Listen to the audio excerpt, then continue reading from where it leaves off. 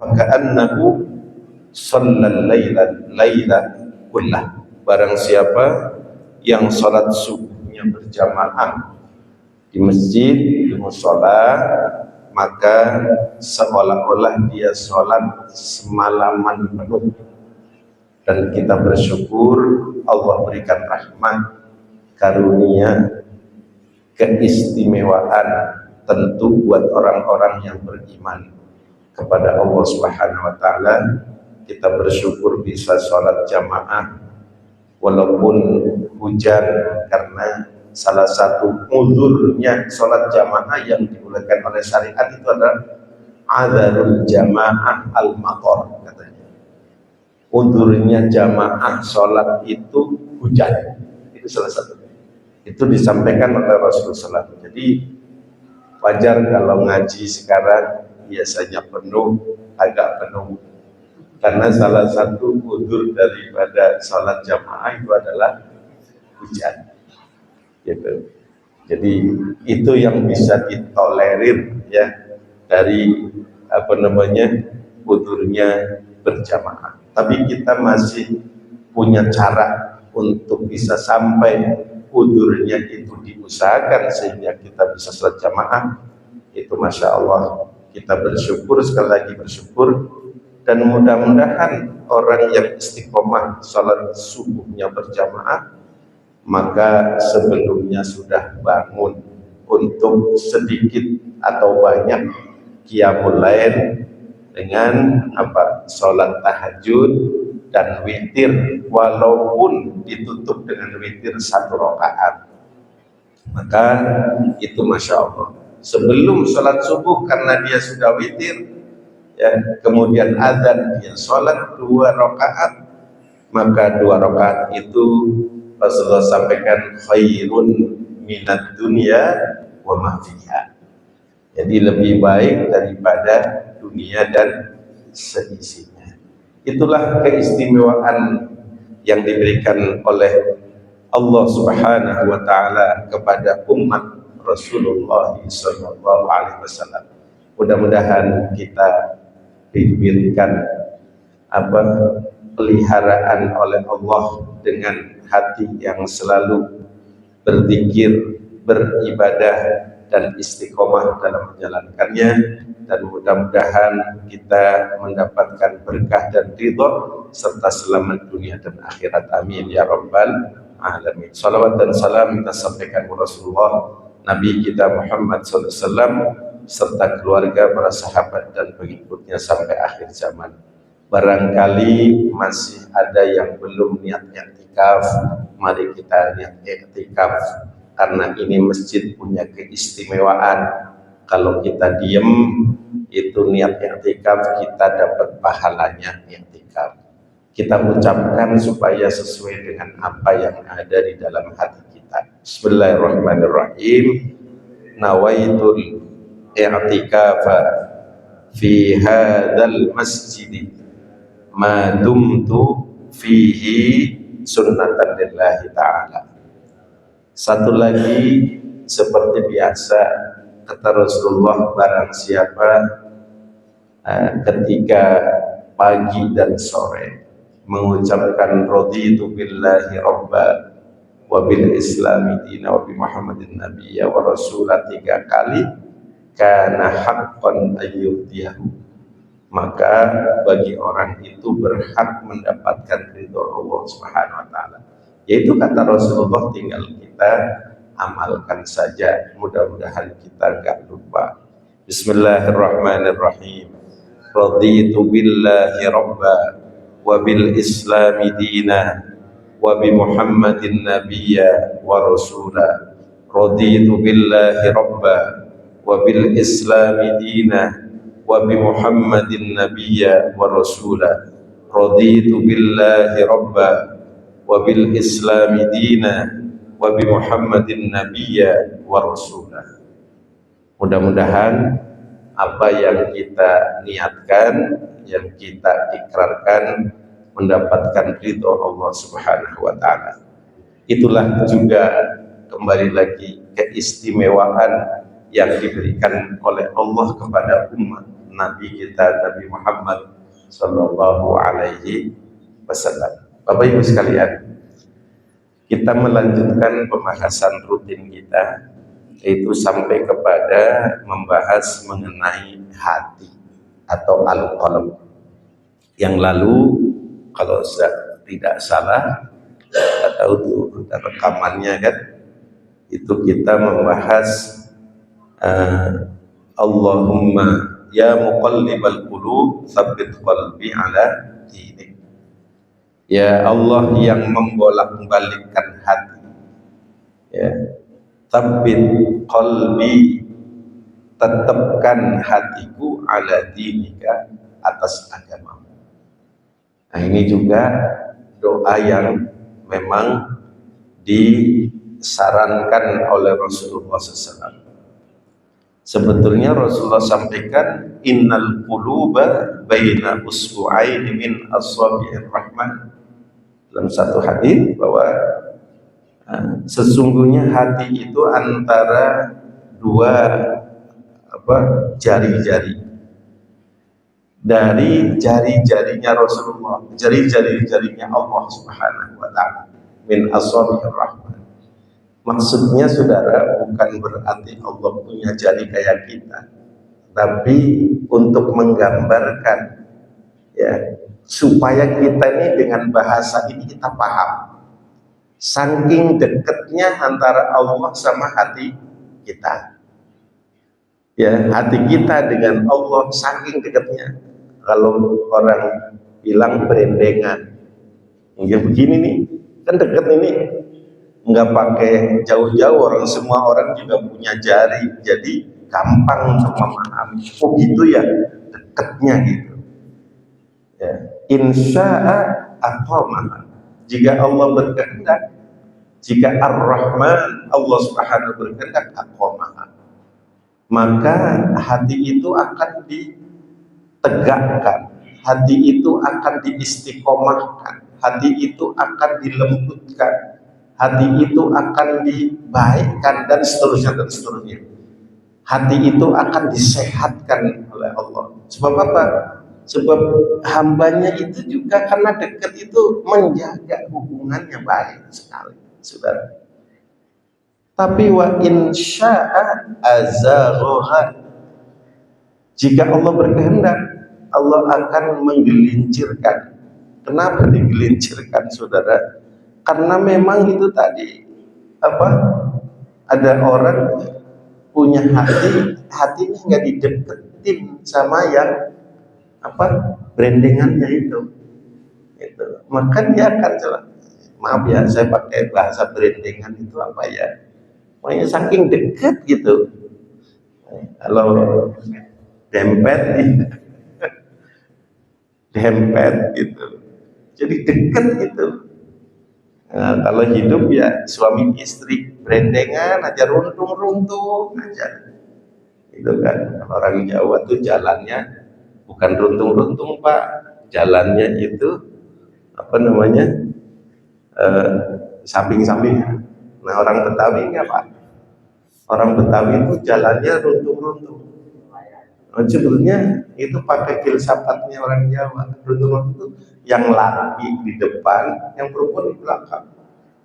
Terus jalannya tuh gancang, cepet. Yang laki, bang, jangan cepet-cepet. Tapi walaupun kelihatannya jauh, sebetulnya dekat karena suami istri.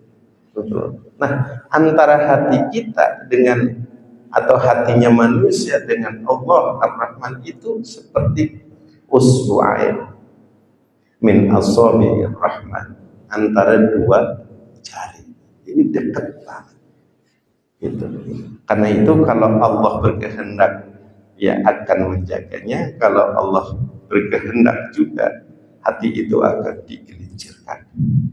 Di dalam hadis yang diriwayatkan oleh Abdullah bin Amr bin Al-As, ada kalimat inna quluba bani adama kullaha baina isbi'aini atau usbu'aini min asabi'ir rahman kaqalbin wahidin.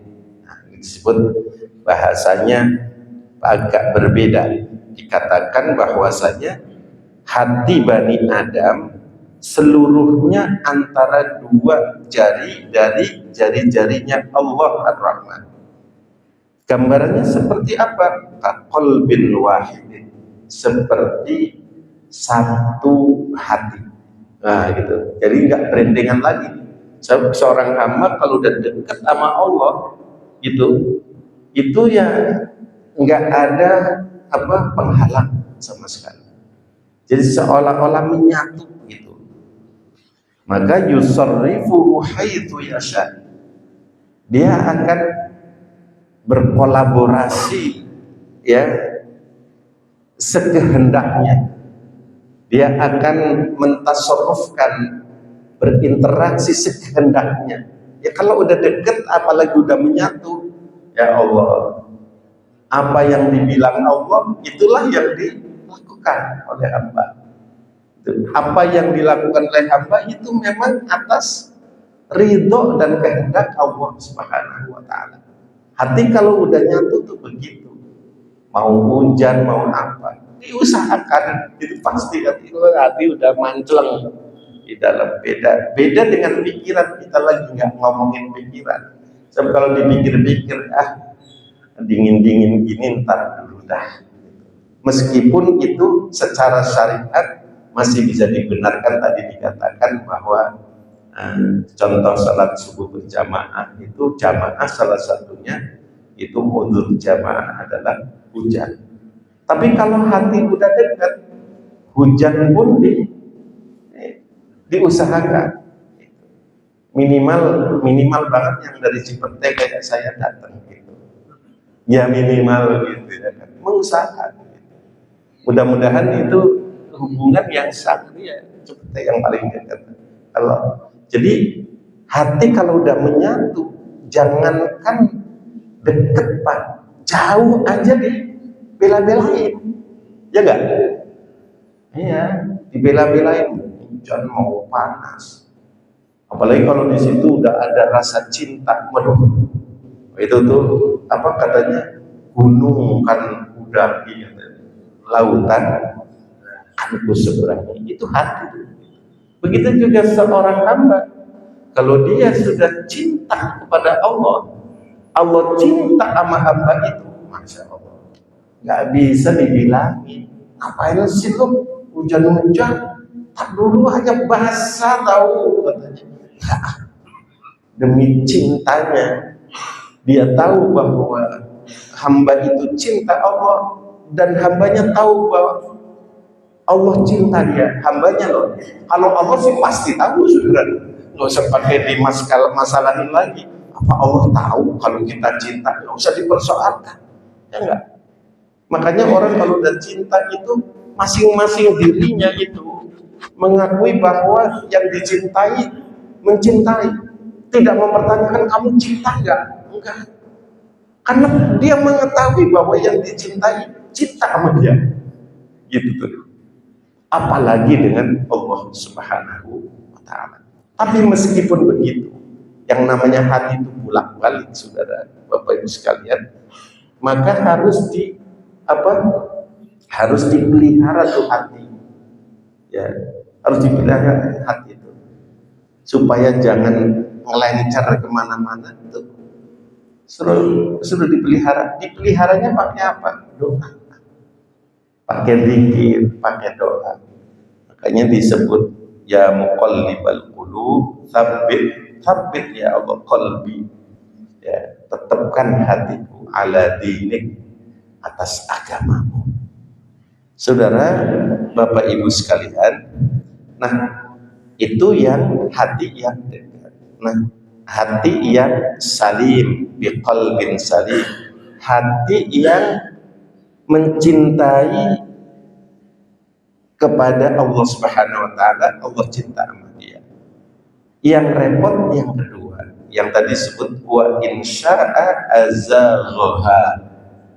Kalau Allah berkehendak, hati itu akan digelincirkan, akan dijauhkan, naudzubillah min dzalik. Ya kan? Kalau udah begini nih repot. Makanya ada doanya. Doanya tertulis di Quran, Rabbana la tuzigh qulubana, ya kan? Itu selalu, jangan anggap remeh nih kadang-kadang orang doa yang begitu-begitu aja. Katanya kan ada orang begitu, doa yang susah-susah. Yang ini Rabbana la tuzigh qulubana ba'da idh hadaitana. Itu penting saudara. Ya. Ya Tuhan kami, ya Allah, ya Tuhan, la tuzigh qulubana, jangan Engkau sesatkan, gelincirkan hati kami setelah Engkau tunjukkan atau berikan hidayah kepada kami. Ya, wahab lana min ladunka rahmah, dan berikan kepada kami dari sisi Engkau ya Allah rahmat. Kalau udah dapat rahmat semuanya beres, saudara. Innaka antal wahhab, surat Asy-Syu'ara ayat 80, surat Ali Imran maaf, ayat 8. Ya, innaka, sesungguhnya Engkau ya Allah, anta, ya Engkau satu-satunya al-wahhab, yang maha memberi. Memberi apa? Memberi petunjuk, memberikan rahmat, ya, memberikan hidayah. Ibu dan bapak sekalian, ini doanya. Karena itu, wa iyyaka wal qaswah, maka hindarilah, hati-hatilah, ya, jauhilah, jangan sampai dekat. Apa yang dijauhi? Wal qaswah atau al qaswah, ya, al qaswah itu kerasnya hati. Hati itu kalau barangnya itu lembek, Pak, lembek banget. Tapi sifatnya kalau udah keras, ya Allah, juga nggak bisa dibilangin, ya, nggak bisa diomongin. Orang sering bilang keras kepala, padahal emang kenapa? Karena yang kelihatan bukan hatinya, yang kelihatan apa? Kepalanya. Kalau dipegang emang kepalanya keras, Pak, padahal itu bukan kepalanya yang keras, hatinya yang keras. Di Quran digambarkan mengenai hati yang keras. Hati keras itu, saudara, karena kalau udah pakai kepala keras itu mah sebetulnya hati keras. Kalau udah keras, masya Allah, nggak bisa dibilangin. Itu bahasa saya, kalau bahasa agama, nggak bisa menerima nasihat. Itu, ya kan? Baik dianggap nggak baik, apalagi nggak baik. Gitu. Kadang-kadang dinasehatin, ada orang atau mendapatkan nasihat, lihat orangnya, alam dia aja begitu. Padahal nasihat, makanya disebut antara hatta la yata'athar bil mau'idhah. Hati kalau sudah keras satu, itu tidak bisa menerima atau tidak bisa dipengaruhi oleh mau'idhah, yaitu pitutur, nasihat apa aja itu. Bukan karena manusia itu misalnya umurnya udah tua atau lebih tua, atau lebih pinter dan lain sebagainya, bukan. Itu masalah hati saja.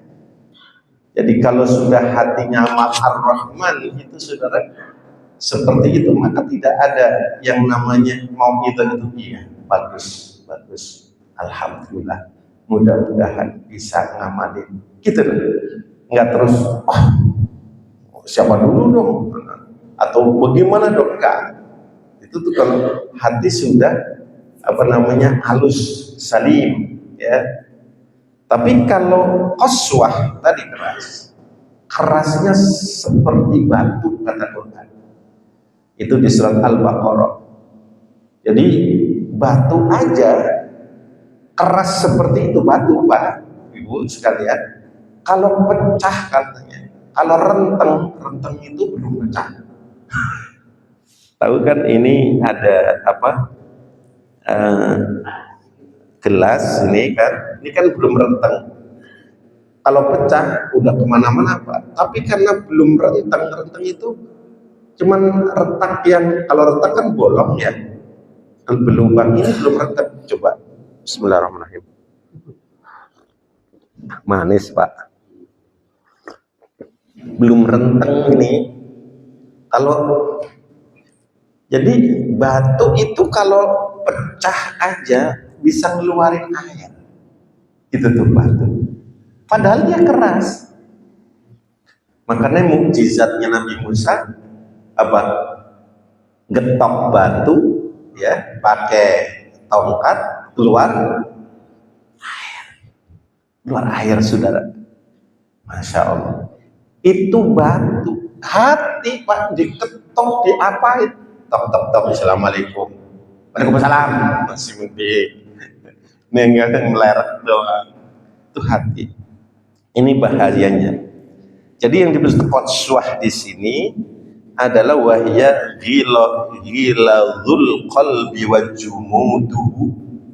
Jadi hati yang keras dan jumud. Jumud itu udah bahasa Indonesia soalnya. Jumud banget artinya.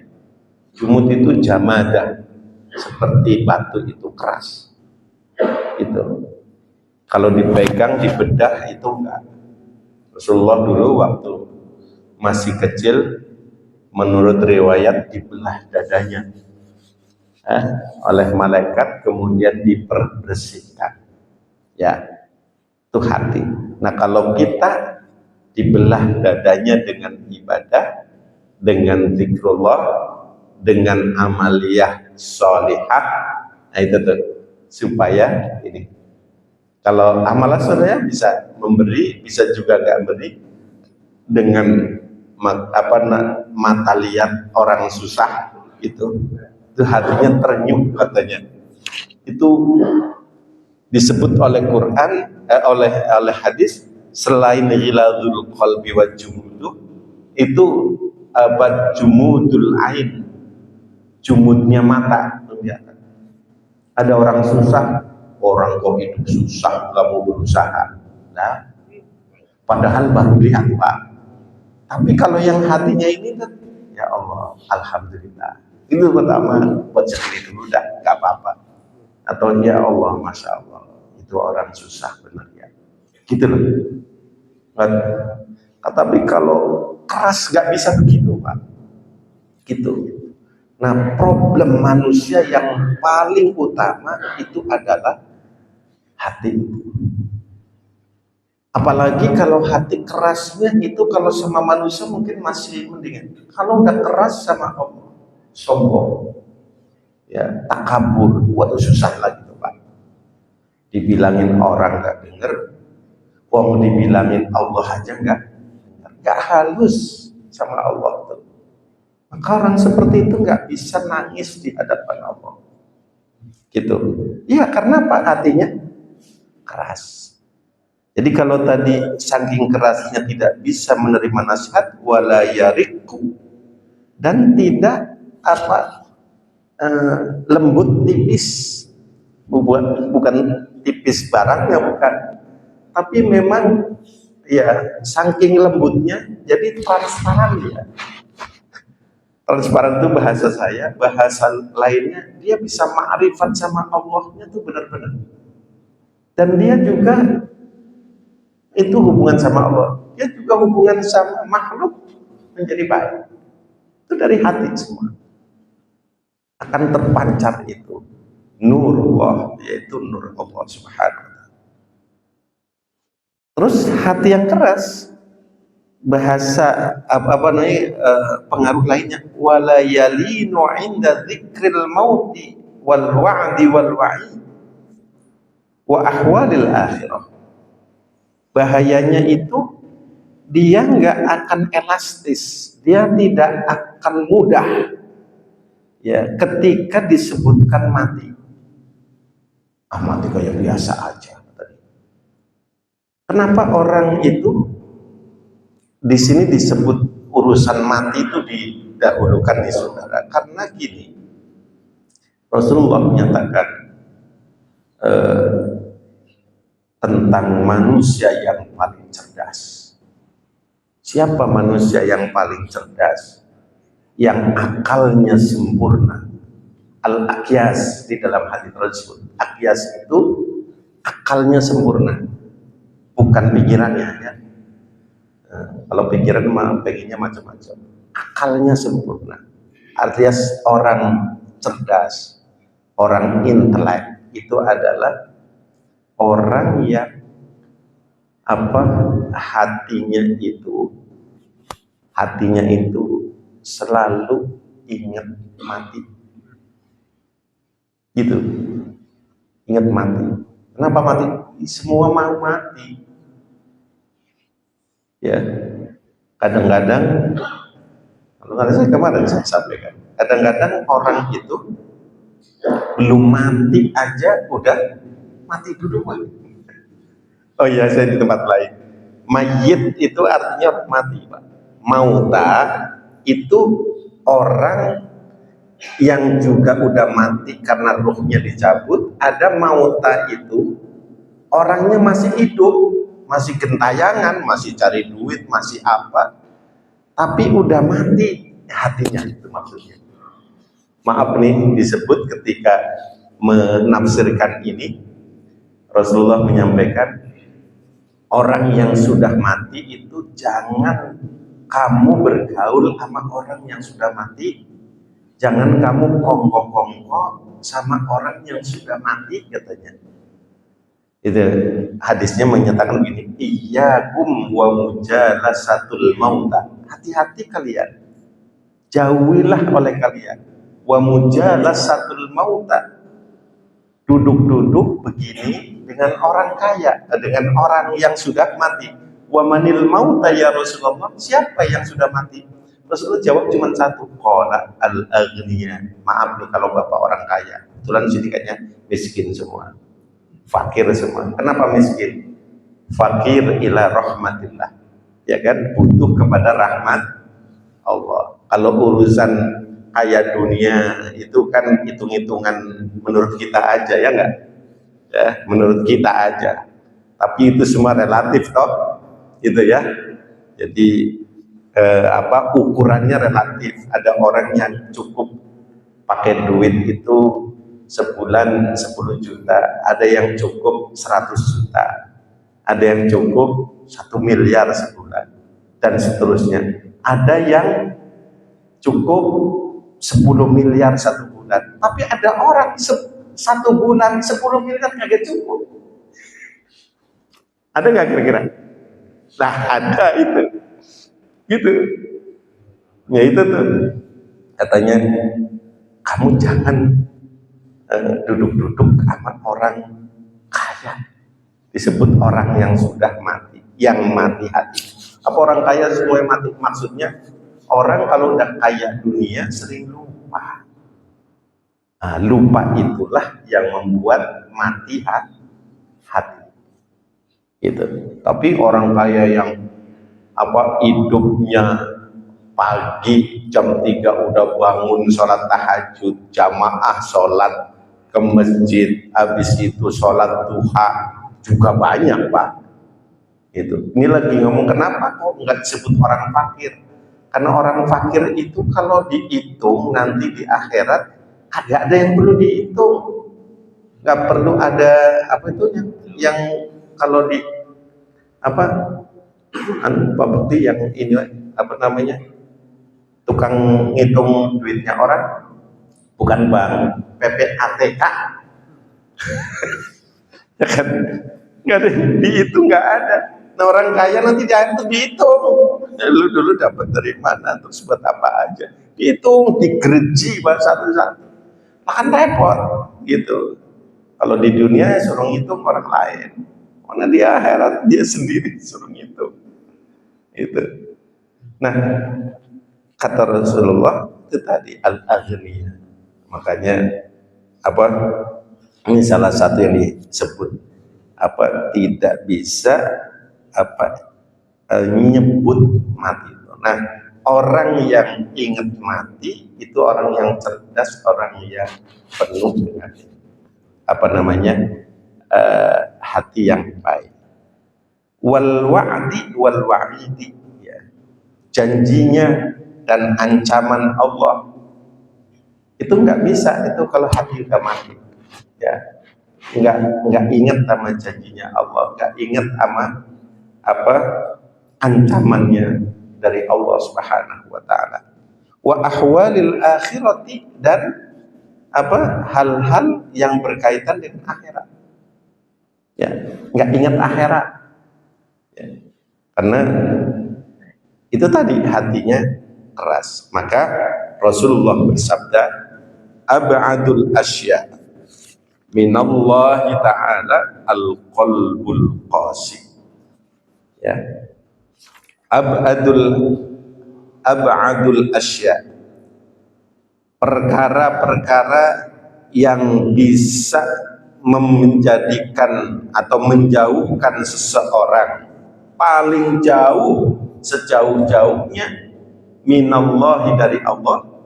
Jadi apa perkara yang bisa menjauhkan seseorang dari Allah Subhanahu wa taala? Rasulullah katakan al-qalbul qasi, yaitu hati yang keras. Itu bisa menjauhkan diri dari Allah atau menjauhkan diri dari kebaikan yang datang dari Allah dan Rasulnya. Itu ya. Makanya Rasulullah menyatakan lagi, wa qala alaihi salatu wassalam, minasyaqai arba'un. Ada 4 yang membuat manusia itu celaka. Ya. Pertama, qaswatul qalbi, yaitu hati yang keras. Wa jumudul aini, dan mata atau penglihatan, pandangan yang jumud. Itu tadi yang saya contohin, ngeliatin orang susah, makanya usaha susah melulu ini gitu loh. Beda kalau orang nasihati. Jadi ada orang minta, kasihlah. Malah kalau bisa sebelum minta dikasih, gitu. Udah nggak usah banyak pandangan kita, ya orangnya ini, udah kasih aja. Itu mungkin dia lagi biasanya nggak minta, dia lagi minta, itu lagi perlu minta. Terus yang ketiga, ya, yang membuat manusia itu celaka, wal hirsu, kebangetan cinta dunia. Kalau bahasa orang Jawa itu loba, ya susah dah. Loba itu apa ya? Tapi demen banget sama dunia. Dunia itu ya dimanfaatkan, dinikmati yang secukupnya, tidak berlebihan. Kemarin saya sudah sampaikan di Jumatan kalau nggak salah, untuk mengamankan dunia, karena dunia itu juga bisa berpengaruh pada amannya kehidupan. Maka dunia itu ya dimanfaatkan untuk yang baik, yang benar, gitu. Kemudian jangan kecampur sama yang haram. Nah, untuk tidak kecampur sama yang haram, dikeluarin kalau memang itu sudah sesuai dengan syariat, sudah ada haknya yang lain, jangan nggak dikeluarin. Bahkan kalaupun itu belum wajib, kata Rasulullah, misalnya wajibnya 2,5% itu misalnya 100 juta. Oh, duitnya baru 99 juta, keluarinlah 2,5% sebagai sedekahnya, supaya bersih gitu loh. Jadi bersih, taruhan belum wajib misalnya, tetapi ya ada hak orang lain gitu. Kalau kita asumsikan atau kita contohkan dengan antara anak sama anak kecil tuh, kalau lagi main gitu, dia pegang roti atau permen atau apa gitu, dia pegang permen itu yang bulat di kan, terus temen-temennya di situ dia ngelamotin permen gitu.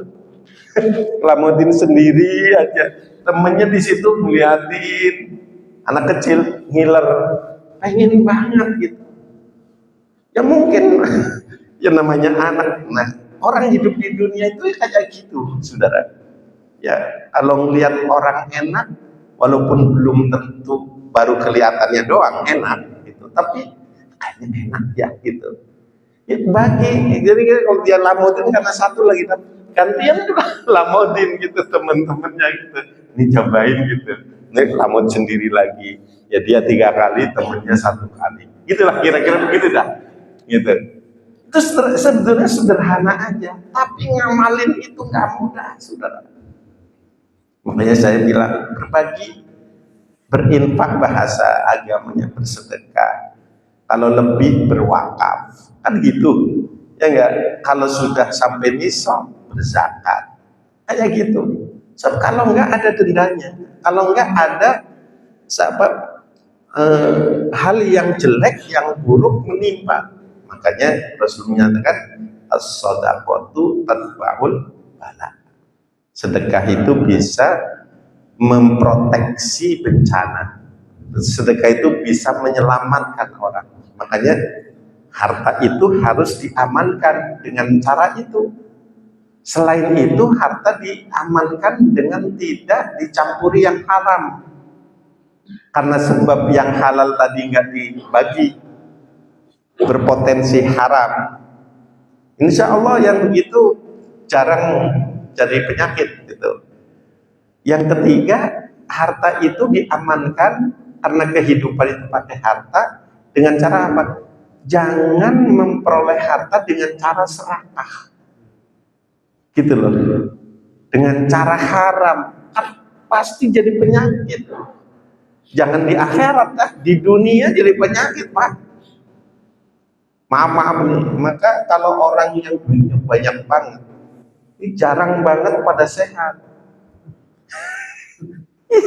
Jadi penyakit, lah orang dimakan sendiri gimana? Ya kan? Yang lain sampai kemencer apa ngiler gitu, kemencer sampai ngiler gitu kayak dibagi lah ilaha illallah Muhammad Rasulullah. Bagi apa? Jadi kalau punya harta jangan sedekah hanya subhanallah walhamdulillah, itu bagus. Punya harta ke sedekahnya alhamdulillah subhanallah saja. Sedekahnya ya harta juga, saudara. Punya makanan, sedekah makanan supaya aman tuh harta dan aman buat diri sendiri. Punya lemper 100 biji dimakan sendiri semua. Ya paling enggak 5 biji apa 2,5 biji lemper itu kasih kayak tetangganya gitu. Ya Allah, dimakan sendiri semua. Ya jadi penyakit, saudara. Kadang-kadang orang manusia itu sering lupa. Iya kiai, saya penyakitnya banyak. Kata dokter nggak boleh makan. Duitnya banyak, penyakitnya bererot. Ya orang lu makan sendiri, terus-terusan. Akhirnya dibatasi nama dokter. Masih nurut nama dokter ketimbang sama Allah Subhanahu wa ta'ala. Itu manusia. Dari mana, saudara? Dari hati yang keras, ya, hati yang tidak usbu'ain baina asabi'ir rahman. Terus yang ketiga, yang keempat, watulul amali, yang membuat manusia itu celaka itu adalah panjang angan-angan. Panjang angan-angan itu ya mimpi apa gitu kan. Jadi memang dalam ilmu ekonomi itu ada baiknya katanya punya visi ke depan, ya produktif, itu harus bermimpi, itu kan punya angan-angan tuh. Dalam satu hal, dalam bisnis itu begitu tuh. Kata para ekonom, kita harus bermimpi. Ya kalau mimpinya kebanyakan nggak real sesuai dengannya, ente celaka, habis ini. Ya kan jadi penyakit. Agama nggak begitu, nggak ngajarin. Agama nggak boleh panjang angan-angan. Ada orang lagi ngitung, tulis, Ini nanti kalau beli rumah di di Pondok Indah ya kira-kira paling 150 miliar gitu, yaitu nanti beli mobil yang nanti kalau ini sudah dapat seperti ini pas ditanya duitnya udah ada. Nah, belum, ini baru tulul amat, saudara. Itu adalah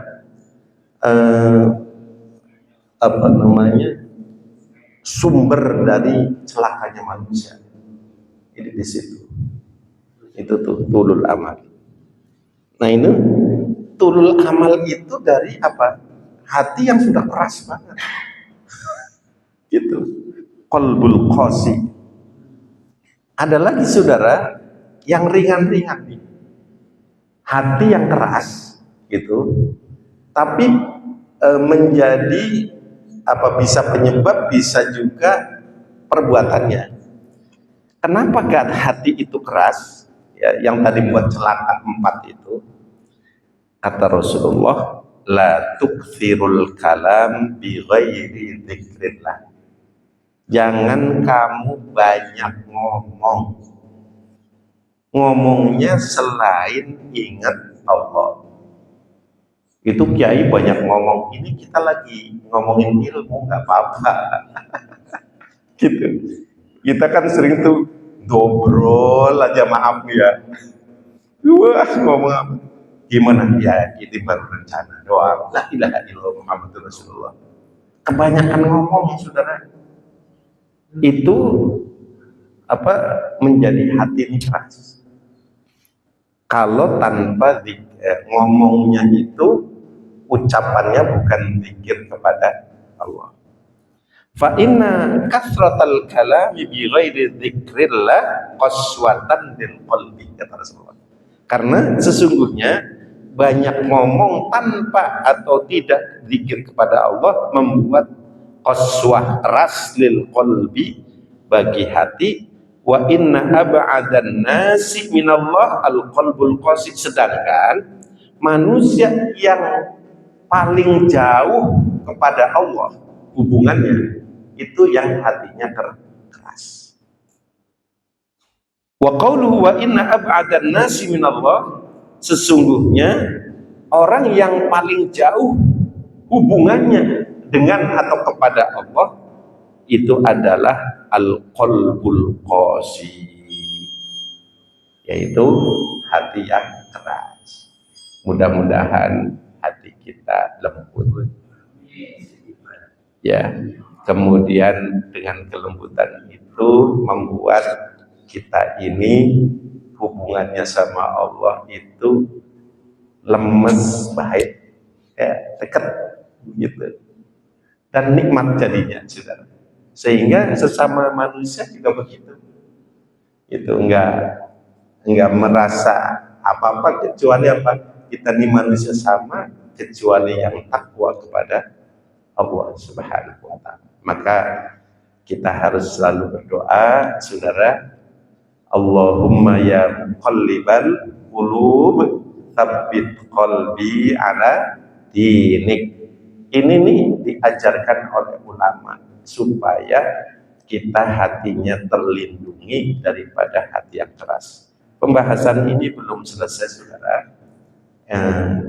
Aspek-aspek yang akan datang. Pas banget bunyi syuruh selesai, dan saya mohon maaf langsung jalan ya, karena ada keperluan. Mudah-mudahan Bapak Ibu sekalian sehat lahir maupun sehat batin, rohani, terutama sumber dari segalanya adalah hati yang salamah, qalbun salim kepada Allah Subhanahu wa ta'ala, ibadah kepada Allah Subhanahu wa ta'ala, dan mudah-mudahan penuh dengan hidayah, istiqomah, keberkahan, dan selamat dunia dan akhirat. Amin ya rabbal alamin. Barakallahu li wa lakum, wallahu a'lam bissawab. Al-Fatihah. A'udzu billahi minasyaitonir rajim. Bismillahirrahmanirrahim. Alhamdulillah. إياك نعبد وإياك نستعين اهدنا الصراط المستقيم صراط الذين أنعمت عليهم غير المغضوب عليهم ولا الضالين آمين. اللهم انفعنا بما علمتنا وعلمنا بما ينفعنا وذكرنا بعلم ينفعنا ونور قلوبنا وحسن مقاصدنا بالخير. اللهم ذكرنا منه ما نسينا وعلمنا منه ما جهلنا. اللهم افتح لنا فتوح العارفين وبارك لنا في علمنا وعملنا برحمتك يا ارحم الراحمين. ربنا آتنا في الدنيا حسنة وفي الآخرة حسنة وقنا عذاب النار. وصلى الله على خير خلقه سيدنا محمد وعلى آله وصحبه أجمعين والحمد لله رب العالمين. السلام عليكم ورحمة الله وبركاته. صلى الله على محمد يا الله الله عليه وسلم. صلى الله على محمد صلى الله عليه وسلم. صلى الله على محمد صلى الله عليه وسلم. صلى الله على chat Pak.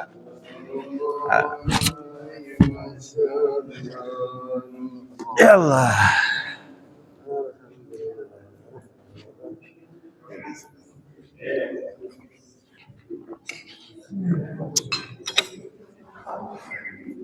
Abekti langsung ya. Saya langsung ya. Ngap ya. Ya, ya.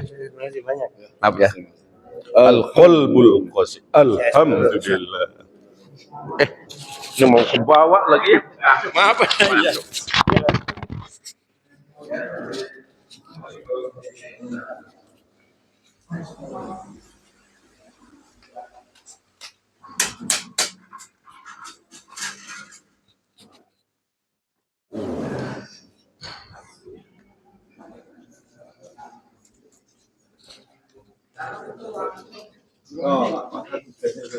Ya Pak. Langsung pakai aja. Ayo dayan. Aku ah. Jangan dayan. Ya, mag dayan mas. Mana Jol? Pakai aja langsung. Udah. Udah.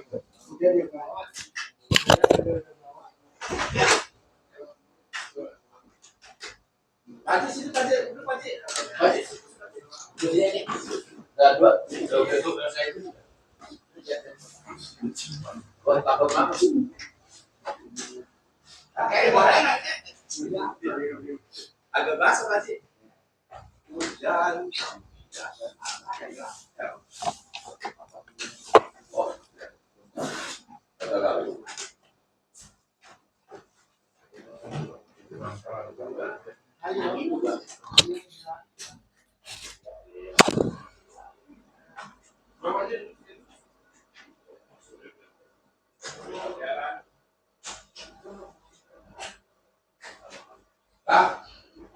wah ya.